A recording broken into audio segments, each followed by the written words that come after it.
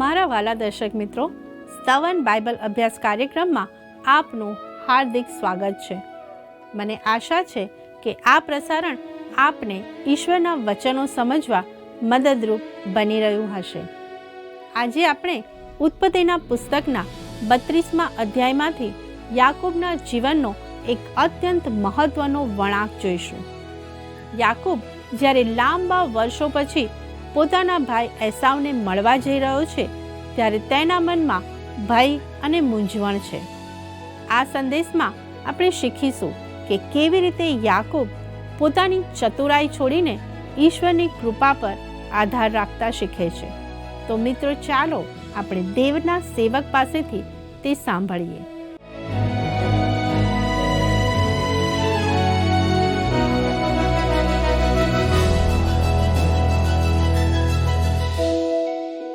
મિત્રો, આવો ઉત્પત્તિ 32, 7 અને 8 કલમ વાંચીએ. અને યાકૂબ બહુ બીધો ને ગભરાયો, અને તેણે પોતાની સાથેના લોકોને તથા બકરાને તથા ઢોરને તથા ઊંટોને જુદા કરીને 2 ટોળા કર્યા. અને તેણે કહ્યું, જો એસાવ એક ટોળા પાસે આવીને તેને મારે તો બાકી રહેલું ટોળું બચશે. યાકૂબ માટે કોઈ પણ રસ્તો સલામત નથી. તેનો ભાઈ સામે મળવા આવે છે, તેથી તે પોતાના ટોળાને જુદા પાડે છે. તે ચાલાકીથી વર્તે છે. તે એવી યુક્તિ કરે છે કે જો તેનો ભાઈ એક ટોળાને મારે તો બીજું ટોળું નાસી જશે. યાકૂબ હવે હતાશામાં ઈશ્વરને વિનંતી કરે છે. જુઓ કલમ 9 અને 10. અને યાકૂબે કહ્યું, ઓ યહોવા, મારા બાપ ઇબ્રાહીમના દેવ તથા મારા બાપ ઈસાકના દેવ, તે મને કહ્યું હતું કે તું તારે દેશ તથા તારા સગાની પાસે પાછો જા ને હું તારું ભલું કરીશ. જે સર્વ સત્યતા તે તારા દાસ તરફ દેખાડી છે તેને હું લાયક જ નથી, કેમ કે કેવળ મારી લાકડી લઈને હું આ યર્દન નદી પાર ઉતર્યો હતો, અને હવે મારે 2 ટોળા થયા છે. પ્રિય મિત્રો, આ માણસ યાકૂબ ઈશ્વરને એ આધાર લઈને વિનંતી કરે છે કે તે તેના પિતા ઇબ્રાહીમ અને ઈસાકના ઈશ્વર છે. હું યાકૂબના જીવનમાં આવેલો નાનો તફાવત જોઉં છું. આ પહેલી વાર તે એમ કહે છે કે હું તમારી દયાને લાયક નથી. આ પહેલી વાર તે સ્વીકારે છે કે ઈશ્વરની દ્રષ્ટિમાં તે કદાચ પાપી હોઈ શકે. મિત્રો, આપણે બધા પાપી છીએ અને ઈશ્વરની કૃપામાં તારણ પામ્યા છીએ. જ્યાં સુધી આપણું જીવન આ જગતમાં છે ત્યાં સુધી આપણો જૂનો સ્વભાવ સ્વર્ગ માટે યોગ્ય નથી. તે લઈને આપણે ત્યાં જઈ શકતા નથી. તેને કારણે જ ઈશ્વરે આપણને નવો સ્વભાવ આપ્યો છે. આ માણસ યાકૂબ હવે એવું કહેવાની શરૂઆત કરી રહ્યા છે કે તે લાયક નથી. જ્યારે કોઈ પણ વ્યક્તિ આ ધોરણ પ્રમાણે ઈશ્વર તરફ જાય છે ત્યારે તે સમજે છે કે ઈશ્વર તેની સાથે વ્યવહાર કરશે. યાકૂબ આ રસપ્રદ વિધાન કરે છે, કેવળ મારી લાકડી લઈને હું આ યર્દન નદી પાર ઉતર્યો હતો, અને હવે મારે 2 ટોળા થયા છે. તે પોતાની સાથે ફક્ત લાકડી લઈને યર્દનની પાર ગયો હતો. માત્ર તેટલું જ તેની પાસે હતું.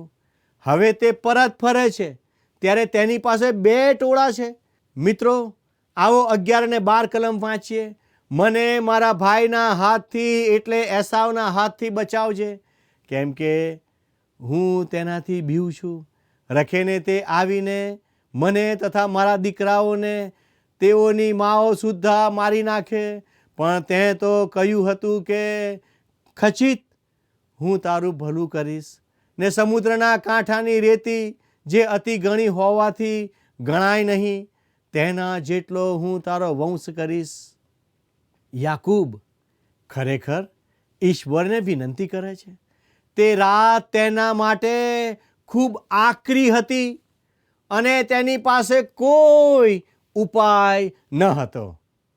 મિત્રો, 13, 14 અને 15 કલમ વાંચીએ અને તેણે તે જ રાત્રે ત્યાં ઉતારો કર્યો અને જે તેનું હતું તેમાંથી તેણે તેના ભાઈ એસાવને ભેટ આપવા માટે લીધું, એટલે 200 બકરી તથા 20 બકરા ને 200 ઘેટી તથા 20 ઘેટા, 30 દૂધણી ઉટડી તેઓના બચ્ચા સુદ્ધા તથા 40 ગાય તથા 10 ગોધા ને 20 ગધેડી તથા તેઓના 10 વછેરા. અહીં યાકૂબ તેના ટોળાની બાબતમાં ઉદાર દેખાય છે. મિત્રો, 16મી કલમ કહે છે, એ સર્વના જુદા જુદા ટોળા કરીને તેણે તેના દાસોના હાથમાં સોંપ્યા અને તેણે તેના દાસોને કહ્યું, તમે મારી આગળ પાર ઉતરો ને ટોળાની વચ્ચે અંતર રાખો. આ યાકૂબની વ્યૂહરચના છે.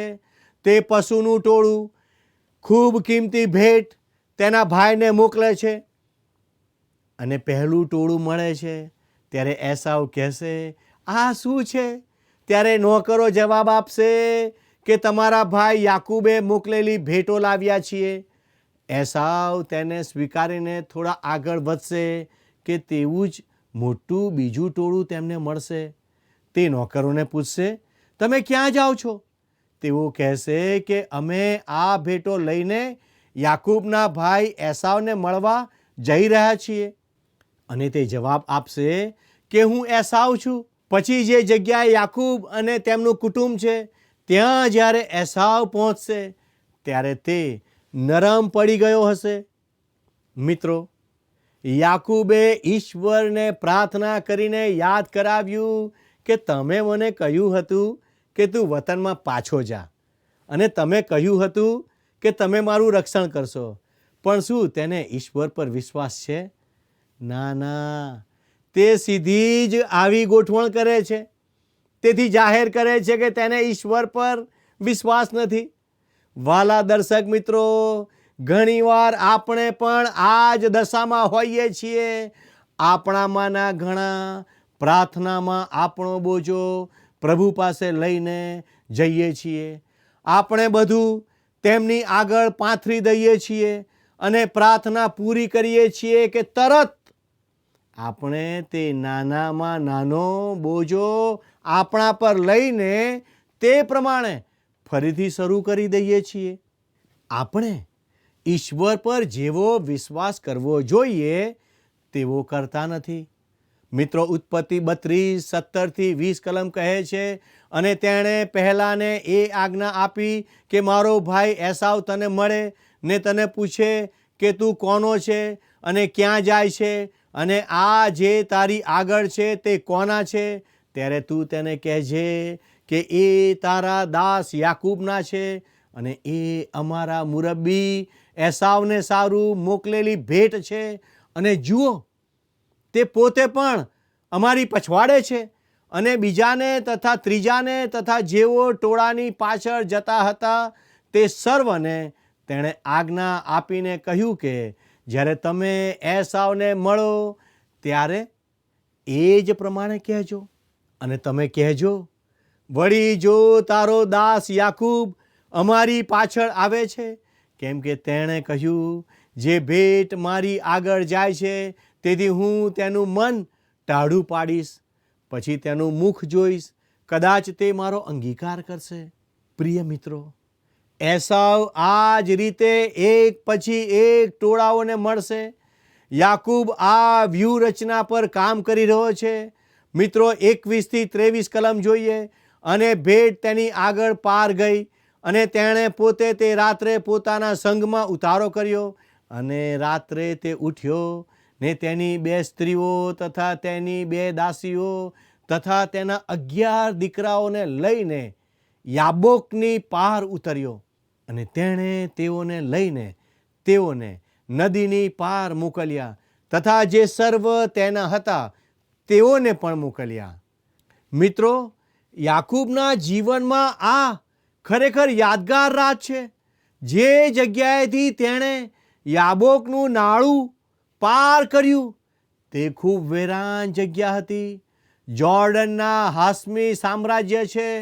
જો ત્યાં સારા રસ્તાઓ ના હોય તો તમે ત્યાંની ઘણી બાબતો જાણી શકો નહીં, કારણ કે તે એકાંત જગ્યા છે. ત્યાં 2 ટેકરીઓ વચ્ચે પહાડો અને અત્યંત ખડકાળ અંધારી જગ્યામાંથી પસાર થવાનું છે. આ જગ્યાએ રાતના સમયે યાકૂબ આવે છે. તે બહુ ખુશ નથી. તેના મનમાં ડર અને શંકાઓ છે. તેણે એસાવ સાથે ખોટું વર્તન કર્યું હતું. ઈશ્વરે તેને ક્યારેય જ્યેષ્ઠપણું મેળવવાનું કે જે રીતે તેણે આશીર્વાદ મેળવ્યો તેવું કરવાનું કહ્યું ન હતું. ઈશ્વરે તેને તે આપ્યું હોત. તે રાતે યાકૂબ તેની પાસે જે પણ હતું તે બધું યાબોકના સામે કાંઠે મોકલી દે છે અને તે બીજી બાજુ એકલો રહે છે, જેથી જો તેનો ભાઈ એસાવ આવે તો કદાચ તે યાકૂબને એકલાને મારી નાખે, પણ તેનું કુટુંબ બચી જાય. તેથી યાકૂબ હવે એકલો પડી ગયો છે. મિત્રો, હવે 24મી કલમ વાંચીએ. અને યાકૂબ એકલો રહી ગયો અને અરુણોદય સુધી એક પુરુષે તેની સાથે મલ્લ યુદ્ધ કર્યું. મિત્રો, આપણે આ મલ્લ યુદ્ધને જોઈએ તે પહેલાં કેટલીક બાબતો હું સ્પષ્ટ કરવા માગું છું. મેં આવું સાંભળ્યું છે કે યાકૂબે કુસ્તી કરી હતી. ખરેખર તો યાકૂબ કોઈની સાથે લડવા માગતો ન હતો. તેના મનમાં લાબાન મામા છે, જે ક્યારેય તેનું સારું ઈચ્છતા નહોતા, અને તેની સામે તેનો ભાઈ એસાવ છે. તે જાણે કે કઠણ જગ્યા અને ખડક વચ્ચે ફસાઈ ગયો છે અને તેને ખબર પડતી નથી કે કઈ તરફ જવું. શું તે રાતે ત્રીજા હરીફ સામે લડવા યાકૂબ તૈયાર હશે? ના ના ના, યાકૂબ કોઈ મલ્લ યુદ્ધ કરનાર લડવૈયો નહોતો. તે રાતે તે એકલો હતો, કારણ કે તે એકલો રહેવા માગતો હતો. તે કોઈ લડાઈ માટે તૈયાર ન હતો. હવે પ્રશ્ન છે, તે રાતે યાકૂબ સાથે કોણે યુદ્ધ કર્યું? તે વિશે ઘણા અનુમાનો કરવામાં આવ્યા છે કે તે કોણ હતું. પણ મિત્રો, હું માનું છું કે તે દેહ ધારણ પહેલાંના ખ્રિસ્ત હતા. આ બાબત વિશેની થોડી સાબિતી હોશિયા પ્રબોધકની ભવિષ્યવાણીમાં જોવા મળે છે. હોશિયા 12:1-5 લખ્યું છે, એફ્રાઈમ વાયુ ઉપર નિર્વાહ કરે છે ને પૂર્વના વાયુ પાછળ ફાંફા મારે છે. તે જૂઠ તથા વિનાશની નિત્ય વૃદ્ધિ કરે છે. તેઓ આસુરની સાથે કોલ કરાર કરે છે ને મિસરમાં તેલ લઈ જવામાં આવે છે. યહૂદાની સાથે યહોવાને વાદ કરવાનો છે.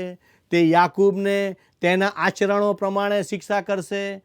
તેના કૃત્યો પ્રમાણે તે તેને બદલો આપશે. ગર્ભસ્થાનમાં તેણે પોતાના ભાઈની એડી પકડી અને પુખ્ત ઉંમરે તેણે દેવની સાથે બાથ ભીડી. હા, તેણે દૂતની સાથે બાથ ભીડી ને જય પામ્યો. તેણે રડીને તેની યાચના કરી. તે તેને બેથેલમાં મળ્યો. ત્યાં તે આપણી સાથે બોલ્યો, હા, યહોવા જે સૈન્યોનો દેવ છે તે આપણી સાથે બોલ્યો. યહોવા એ તેનું સ્મારક નામ છે. મિત્રો, તે બીજું કોઈ નહીં પણ ઈશ્વર હતા, જેમણે તે રાતે યાકૂબની સાથે મલ્લ યુદ્ધ કર્યું. મિત્રો, તમે 25મી કલમ જુઓ. અને જ્યારે તેણે જોયું કે તે જીત્યો નહીં, ત્યારે તે તેની જાંઘના સાંધાને અડક્યો અને તેની સાથે મલ્લયુદ્ધ કરતાં કરતાં યાકૂબની જાંઘનો સાંધો મૂંચાઈ ગયો. મિત્રો, યાકૂબ એમ જલ્દીથી છોડી દે તેવો નહોતો. તેણે દેવની સામે સંઘર્ષ કર્યો. છેવટે જેમણે તેની સાથે યુદ્ધ કર્યું તેમણે તેને અપંગ બનાવી દીધો. મિત્રો, 26મી કલમ કહે છે, અને તે બોલ્યો, અરુણોદય થાય છે, માટે મને જવા દે. અને તેણે કહ્યું, મને આશીર્વાદ દે, નહીં તો હું તને જવા દેવાનો નથી. હવે શું થશે? યાકૂબે પકડી રાખ્યું છે. તે કુસ્તી કરી રહ્યો નથી, પણ તેણે તેમને પકડી રાખ્યા છે. તે સમજી શક્યો કે ઈશ્વર સામે સંઘર્ષ કરીને કે તેમનો સામનો કરીને ક્યાંય જઈ શકતો નથી. ફક્ત એક જ રીતે, એટલે ઈશ્વરને વળગી રહીને કે પકડી રાખીને જ તમે આગળ જઈ શકો છો.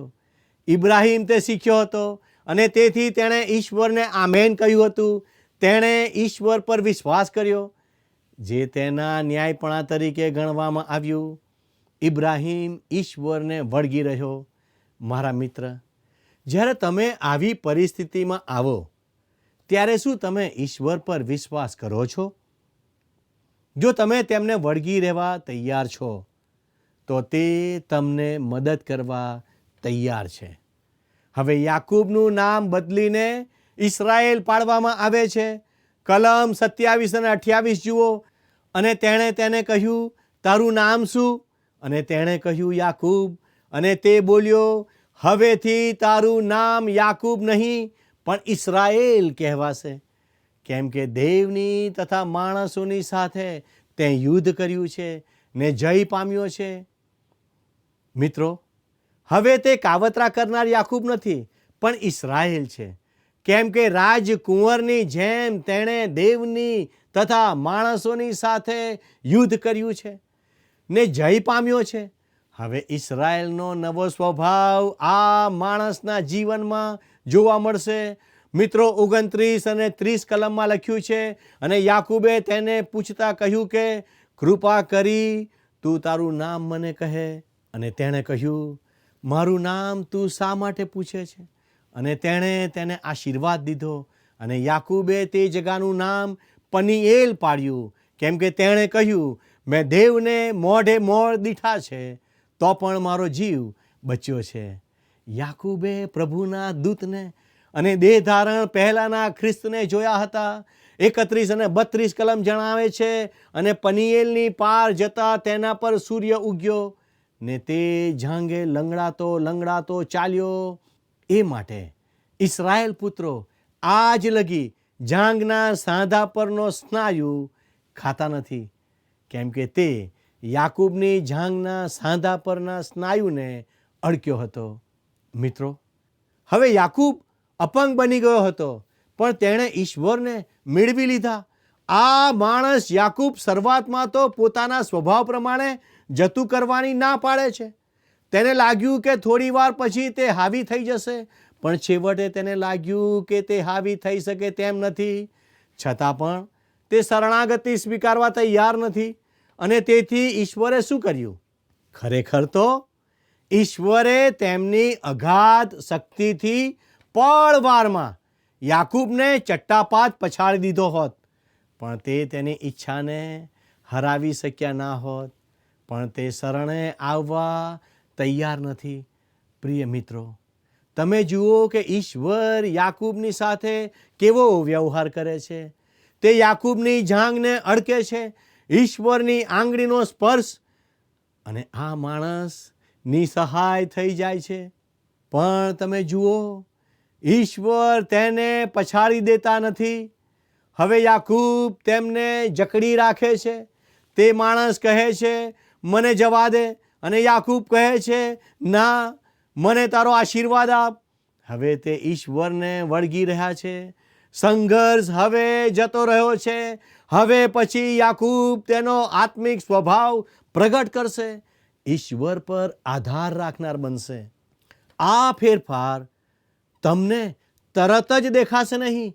મનોવૈજ્ઞાનિકો આપણને જણાવે છે કે ચેતાસ્નાયુઓ વચ્ચેના જોડાણો આપણા ચેતાતંત્રમાં ગોઠવાયેલા છે, જેથી આપણે આદત પ્રમાણે કાર્ય કરીએ છીએ.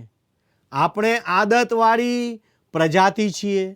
આ માણસ તેના જૂના જીવનમાં ઘણીવાર જતો રહેશે, પણ હવે આપણે તેનામાં કંઈક અલગ જોઈશું. આપણે જોઈશું કે તે સાચા ઈશ્વરના માણસ છે. પહેલાં આપણે તેને તેના ઘરે અને પછી હારાનમાં દૈહિક માણસ તરીકે જોઈએ છીએ.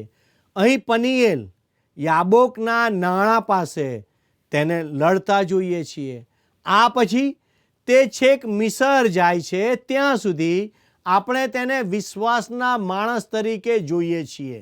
પહેલાં દુનિયાવી માણસ, પછી લડનાર અને તરફડિયા મારતો, અને છેલ્લે વિશ્વાસના માણસ તરીકે આપણે તેને જોઈશું.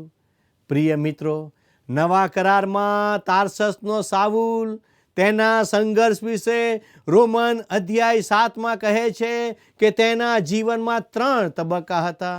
જ્યારે તેનું બદલાણ થયું ત્યારે તેણે વિચાર્યું કે તે વિશ્વાસી જીવન જીવી શકે છે. આ જગ્યાએ પાઉલને પોતાના માટે સમસ્યા થાય છે. 19મી કલમમાં તે લખે છે, કેમ કે જે સારું હું ઈચ્છું છું તે હું કરતો નથી, પણ જે ભૂંડું હું ઈચ્છતો નથી તે હું કર્યા કરું છું. પાઉલને જાણવા મળ્યું કે ફક્ત જૂના સ્વભાવમાં કશું સારું નથી, તેમ નવા સ્વભાવમાં કોઈ તાકાત કે બળ નથી. છેવટે આપણે તેને એવો પુકાર કરતા સાંભળીએ છીએ 24 અને 25મી કલમમાં, હું કેવો દુર્ભાગ્ય માણસ છું, મને આ મરણના શરીરથી કોણ મુક્ત કરશે? આપણા પ્રભુ ઈસુ ખ્રિસ્તને આશરે હું દેવની આભાર સ્તુતિ કરું છું. એ પ્રમાણે હું પોતે મનથી દેવના નિયમની પણ દેહથી પાપના નિયમની સેવા કરું છું. ભાલા મિત્રો, આવું જ આપણા દરેકમાં થાય છે. આપણામાં જૂનો સ્વભાવ છે અને ઈશ્વરને ખુશ કરવા તે કશું કરી શકતો નથી. ખરેખર તો પાઉલ કહે છે કે તે ઈશ્વરની વિરુદ્ધ છે. રોમન 8:7 અને 8 જણાવે છે, કારણ કે દૈહિક મન તે દેવ પર વેર છે, કેમ કે તે દેવના નિયમને આધીન નથી અને થઈ શકતું પણ નથી. જેઓ દૈહિક છે તેઓ દેવને પ્રસન્ન કરી શકતા નથી. આપણે દેહમાં ઈશ્વરને પ્રસન્ન કરી શકતા નથી. છેવટે પાઉલે જાણ્યું કે ઈશ્વરના આત્માને વળગી રહેવાથી વિજય મળે છે. નિયમ જે ના કરી શક્યો તે આત્મા આપણા જીવનોમાં કરી શકે છે. મિત્રો, જ્યાં સુધી હું અને તમે ઈશ્વરને શરણે જતા નથી ત્યાં સુધી ઈશ્વરને પ્રસન્ન કરી શકતા નથી. યાકૂબે આવું જ કર્યું. યાકૂબ જીત્યો, પણ લડવાથી કે સંઘર્ષ કરવાથી નહીં, પણ શરણે જવાથી. 1 કોરિન્થી 10 અને 11 પ્રમાણે આપણને તે એટલા માટે કહેવામાં આવ્યું કે તેની સાથે જે પણ થયું તે આપણને ઉદાહરણ આપવા માટે થયું. પ્રિય મિત્રો, મારો સમય અહીં પૂરો થાય છે. આવતીકાલે ફરીથી મળીશું. ઈશ્વર આપને આશીષ આપે. આમેન.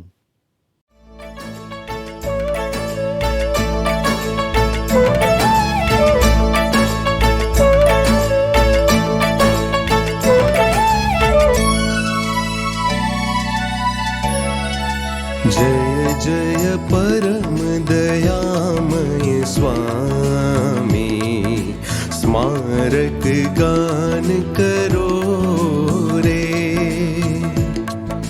जय जय परम दयामय स्वामी, स्मारक गान करो रे.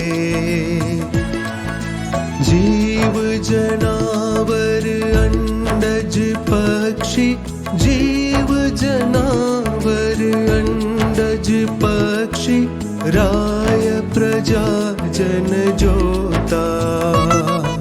चेतन जड़ मन बुद्धि विचारो, चेतन जड़ मन बुद्धि विचारो, कारक भासक श्रोता.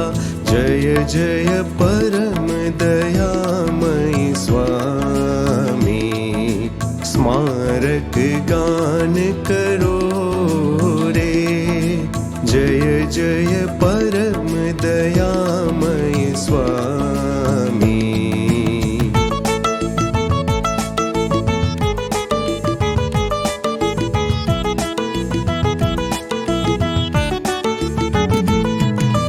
भक्त समाज निरंतर तेने, भक्त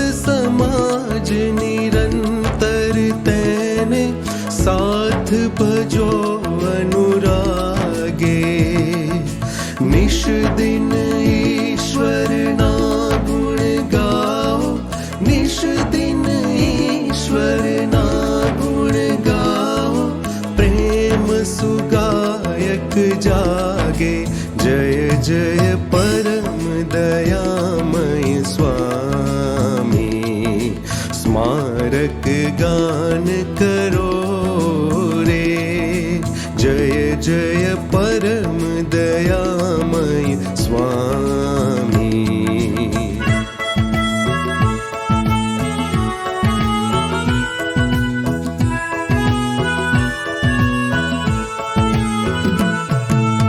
ઈશ્વર કૃત તન જીવ અમારા, ઈશ્વર કૃત તન જીવ અમારા, અદ્ભુત કાર્ય અનુપા, જીવન દાતા શુભ પ્રતિપાલા, જીવન દાતા શુભ પ્રતિપાલા, ધન્ય દયામય ભૂપા, જય જય પરમ દયામય સ્વામી, સ્મારક ગાન કરો રે, જય જય પરમ દયામય સ્વામી.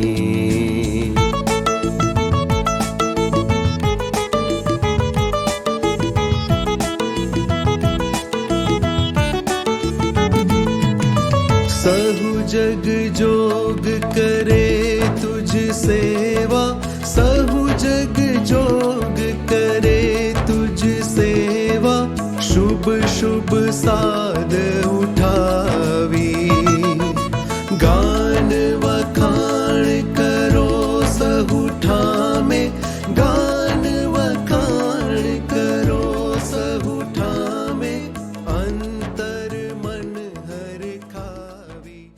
વાલા મિત્રો, આજના પાઠમાં આપણે જોયું કે યાકૂબની માફક ઈશ્વર સાથેના સંઘર્ષમાં હારવું એ જ ખરી જીત છે. જ્યારે આપણે આપણી પોતાની શક્તિ અને યુક્તિઓ છોડીને ઈશ્વરને વળગી રહીએ છીએ ત્યારે જ આપણું સાચું રૂપાંતર થાય છે.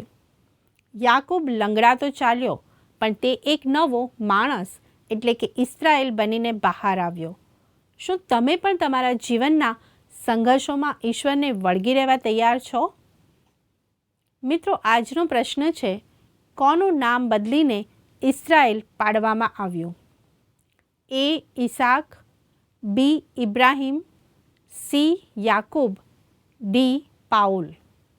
મિત્રો, ગત પ્રશ્નનો જવાબ છે બી ઊંટો પર.